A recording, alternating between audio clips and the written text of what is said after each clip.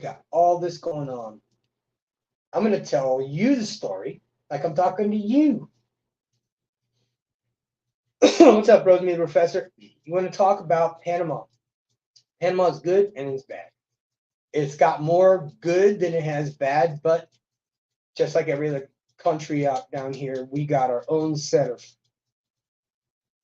issues that we got to deal with. So first of all, let me start by saying that I left Puerto Rico and moved to Panama right as I was retiring, and I left Puerto Rico and moved to a place that's called Chiriquí, and Chiriquí is on the border of Costa Rica, which, by the way, Costa Rica is like this close to Chiriquí, but it's about a 45-minute drive, and you can take a taxi there to the border. And then when you get to the border, you can take another taxi to wherever you want to go. San Jose is pretty far away from there, but I wouldn't go to San Jose. San Jose to me is a dump. You don't know about Costa Rica, but about Panama. Panama has a few things that are good for retirees because you get a retiree's pension, not a pension. You get a retiree's visa, then you pay 50% for all the food you buy. That means anywhere, McDonald's. I tended to avoid the privately owned restaurants because even though I have these benefits as a retiree in Panama, I would prefer to get a 50% discount from like a commercial place. Let's just say KFC. If it's $30, you paid 15. That's a good deal, especially when you got a woman and you want to, you know, ball out in the fucking KFC. But anyway, half price off everything. But the bad thing about Chiriquí specifically or Panama City is it is hotter than fucking hell there. The summertime is hot. The wintertime doesn't exist. When it rains, it floods everywhere. And when it gets hot, they turn the fucking water off. Like literally go out in the street, turn the fucking water thing off. If I had a water key, I'd turn that bitch back on. But they don't care. But the good thing is that the water is potable. That's a good thing. It's not far from Costa Rica. It's not far from tax-free zones. If you want to go buy a bunch of junk that came from the Panama Canal and ended up in the border of Costa Rica, you could buy that there too. Now, I don't want to focus on Costa Rica. I just want to tell you a bit about Panama because on my way. Um, I was already planning in advance going to Panama for over 2 years before I went to Panama. I had researched Panama. I figured out where I was going to go, where I was going to stay, any contacts that I could have made. And you know what the odd thing is that I found a small apartment, not apartment complex, but it was like a little small gated community of individual little houses. And we had two swimming pools. And literally everybody there was, I think I was the youngest person. The youngest person besides me was like 70 years old. So you get a lot of older expats that come and move to Panama because Panama, you get all the benefits of Colombia and other places, but it's US dollar. You don't have to worry about converting your money. But that's about it. You got casinos that cheat. So if you're a blackjack player or anything like that, the rules used to be different. You could go there and play tournaments. Now they make you pay for tournaments. Don't do that. But you could very easily become a degenerate gambler in Panama. But there's a lot of other things you could become in Panama. And even if it's good, even if it's basically good. Now, if you guys remember, I used to do 3D printed prosthetic hands for kids. And while I was there, the person that owned the factory for the prosthetics, the real prosthetics, it costs like $10,000 to $20,000 for a bionic hand, went against us and tried to shut us down for giving away 3D printed prosthetic hands for kids. They tried to stop us because obviously we can make a prosthetic hand for about $50. They can make it for about whatever and sell it for 10,000 or 20,000 or whatever. So I didn't understand, why would you want to fuck up something that would help your own citizens? Doesn't make any sense. The other thing is that like if a bureaucracy doesn't like you, If it's a local bureaucracy, you can't even you can't open anything. One of my buddies wanted to open a fucking underwear factory. And while he was waiting for the permits, he had bought the building, he had bought the land, but it was a business that was owned prior, and he basically just took over. And for 9 months, the bureaucracy shut him down, said he had to have permits, inspections, and all this stuff.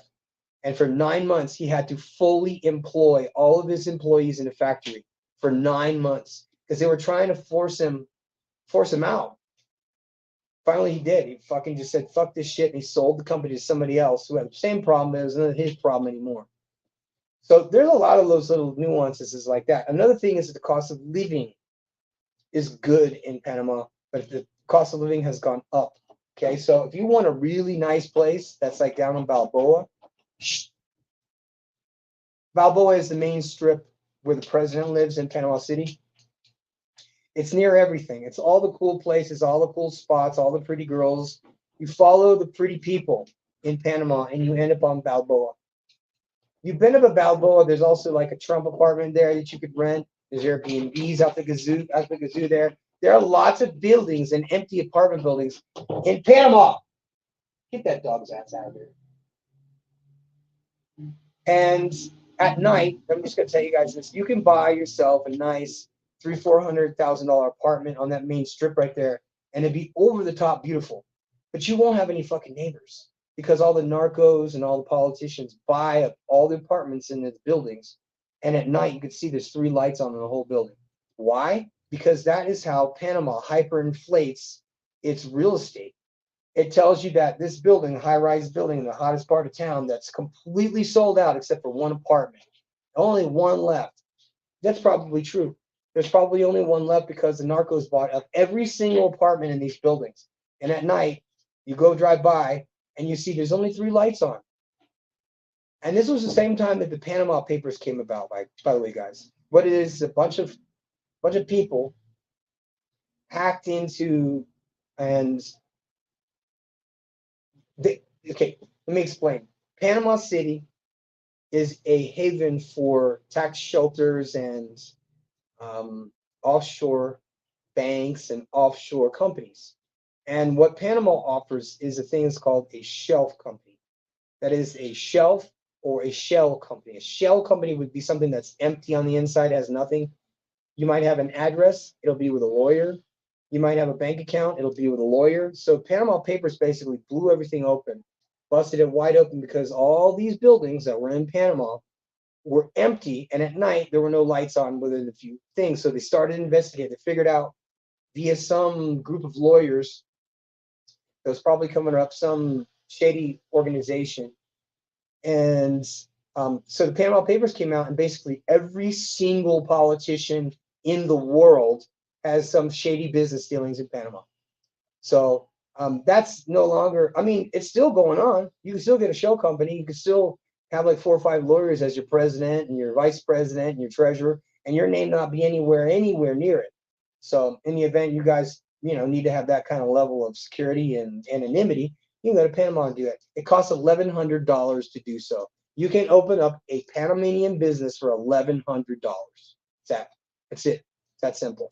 But it takes a long time to get them, and they're like this thick, and they have all these seals on them. It's amazing. You and I jump on sunbiz.org and open up a Florida business in about 30 seconds. Not down here. Down here, it's like lawyers upon lion-ass lawyers upon other lawyers. And at the end, you get yourself a corporation or whatever that's in Panama and has no names on it.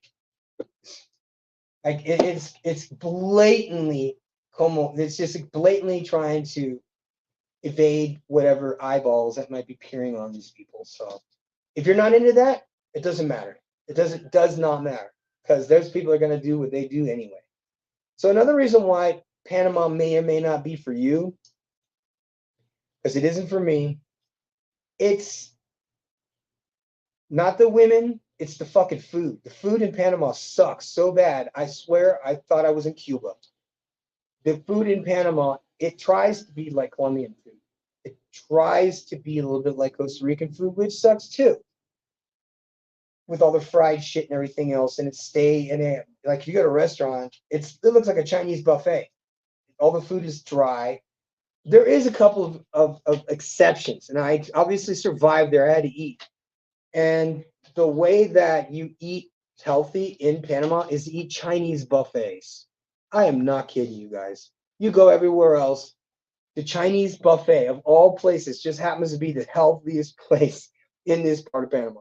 There are no healthy vegans or any of that stuff. There is one or two gyms. They're not that special. Like I went and like the elliptical machine, like one handle's broken off and shit.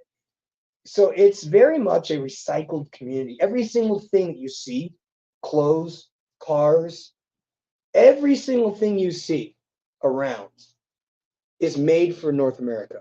Most of the stuff that you see there is imported or exported to the United States, or it's a bunch of stolen shit that gets somehow to Panama and distributed. So there's all kinds of like shady things that go on in Panama. Me personally, the one thing that turns me off about Panama is that they don't like foreigners. The foreigners that get into the country, if you do get in, they make it sound like doing you a fucking favor. You know what I mean? That like they don't need your dollars, their main currency, but they will treat you like dog shit when you go through immigration. Now, right now, probably more so because there's Venezuelans coming into the country. But a few years back, there were 3 million Venezuelans that showed up to Panama. This was right after the crisis, right before Maduro took over. And basically, what I was living in Panama, and all of a sudden I'm like, who in the hell are all these fine ass girls everywhere? They're all Venezuelan. Like, why are they here? Well, their country collapsed. Their currency collapsed. It went from like $1 to one to 250,000 to one overnight. So people left and they went to Panama. And just so you guys know, 3 million people from Venezuela moved to Panama were women. And the rest of the people went to the United States. So you guys know this is not the first time this little immigration thing has been brewing. But now I think it's been provoked. I think the first time was a test, and I think this time is the real thing. So my other reason for not wanting to stay in Panama is kind of like you get the worst gringos that come down to Latin America. Those are your people. Those are the ones like the middle class white trash of America go to Panama. Cost of living is cheap. They can stay drunk 24 hours a day, can order prostitutes on the phone, and they're everywhere. And yet, those are the degenerates. There's nicer parts of Panama, like Boquete and other parts of Panama City, that don't have mongers and traffickers and nasty ass peoples and shit like that. Fuck those people. They're not normal expats. I don't like those people. They make me sick. All of them are like 500 pounds. Just the grossest Americans you ever seen in your fucking life. And this is the fucked up part. Panama has got to be the number one location in Latin America for all of the American scammers there are. Like if you meet a gringo in Panama and they're chatty with you, you need to be really careful because a lot of gringos are hustlers. A lot of gringos are just criminals that moved down to Panama, run away from their fuck ups they did up there. And you will find that most of the crimes committed against you in Panama are from other gringos. So you got gringo on gringo fuckery. You've got tour guides. You got pimps. You got hustlers. People trying to sell you stuff, trying to just fucking rent you shit. And they're all fucking liars and thieves. And it's like the worst of the expats in the world go to Panama. Now, if you go to Boquete, which is all Canadians, there are 10,000 Canadians living on the top of this mountain, which, by the way, it's cold all year. Very nice place to go. I would highly recommend it. And I would totally go like when it's not the rain season, because if you look up to the roofs and see these big 4-inch like PVC pipes coming down, and they're coming from the roof, and you'll see that the sidewalks are about this high because what you're about to experience when it rains is it's going to flood. Those 4-inch pipes will be full, pouring out rainwater into the street. And then the street will be flooded. It'll be about 2 feet deep of water. Then after it stops raining, half an hour later, there's no water anywhere. Like it dries up like that. Pretty cool, huh? Now, there's other stuff too. Markets, very cheap clothes. You can go to Cologne. Cologne is where the Panama Canal, where you go do business, and you go in there and you can buy a container of anything you want and have it shipped to your country. You can't take it with you though in Panama. You can't buy a container and go and open the fucking doors up and go, okay, I'll take this. No, it doesn't work that way. In order for it to be tax free, which is what Cologne is that when the containers come in from China or India or whatever, they have representatives at this one place in Cologne that sells you stuff like electronics, whatever. You wanted a whole container of electric scooters or some shit. That's where you'd go. You go to Cologne, you talk to a broker, you pay the money, and it gets escrowed and everything, and then put on a container ship, and then to another agency down in Miami, and you can pull it out from there. I don't know, whatever ports you want to go to. But that's how it works. You go to Panama, you go to Cologne, you pay $100 to get in. You go in and you talk to whatever distributor, whatever, that they have in Panama, and they sell you a whole container full of whatever you want shipped to your door in a month. So, but that's the benefit of it, and that's the downside of it. I really recommend that if you're going to go, I would probably go now. I would probably hop on a plane right now and get something going while you can. Get a container of stuff that'll last you a couple of years, because just in case, let's say there's an economic earthquake in the United States and the whole goddamn country collapses and nobody's working, nobody has electricity. Well, that container of stuff will really come in handy. So think about this, guys. If you want to sell stuff on the internet, buy it in Panama because it's tax-free. It's pennies on the dollar. You don't have to buy it in China. And you can go in person and you actually physically see the stuff to see if it's junk or not. I got these cool coffee cups like this that are, these are all made out of clay and glazing and then 3D. And these are nice. These things cost $1 to buy and they sell for $5. So you follow me? You try that if that's what you want to do. But why does Panama suck? Temperature, the climate. The girls are great. I listen, if you can't get laid, dude, you can't hold your fucking dick. I swear my first week in Panama, I thought my dick was going to fall off. No joke. Because I was literally talking to the same chica that I was talking to when I was in Puerto Rico. Talking to her on Facebook or some shit. I don't know where I met her. Back in the old days, I used to meet chicks on Badoo. And that was like Latin America's version of Tinder. And it worked great. Especially if you're a foreigner, because Tinder's kind of a new thing now, but back then Badoo was actually well known. So anybody who wanted a date, you go on Badoo and you're off to the races. That was a good thing. Bad thing is that these chicks are not fucking faithful. And if you find one that wants to be faithful to you, she's probably a virgin and she probably wants to get married and have kids. So if that's what you want, you do that. If it's not what you don't want, don't do that. And my last suggestion is this. If you come to Panama, do not bring sand to the beach. What does that mean? That means that girl that you met in El Salvador or Nicaragua, don't bring her with you.